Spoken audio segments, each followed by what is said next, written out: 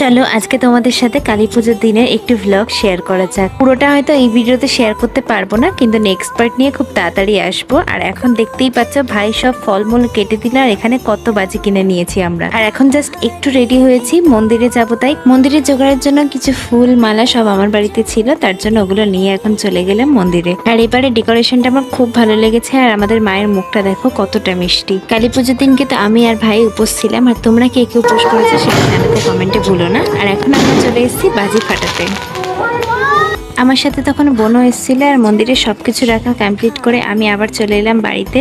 আর হ্যাঁ, এখানে কিন্তু একটু ফুলঝুরিয়ে ধরিয়েছিলাম বাচ্চাদের সাথে। বাজি ফাটাতে কিন্তু আবার বেশ ভালো লাগে, আর সব থেকে ভালো লাগে দেখতে। এই যে এখন সব বাজিগুলো নিয়ে বাইরে এসেছি, বোন আর আমি মিলে ফাটাবো। তাই কিছুটা চটপটি ফাটিয়ে নিলাম প্রথমে। এই রং মশলাগুলোর এতটাই ব্রাইটনেস, আমি চোখে কিছু দেখতেই পাচ্ছিলাম না যে আমি তুবড়িটা কোথায় রেখেছিলাম। যাই হোক, আজকের মতো এইটুকুই। দেখা হচ্ছে খুব তাড়াতাড়ি।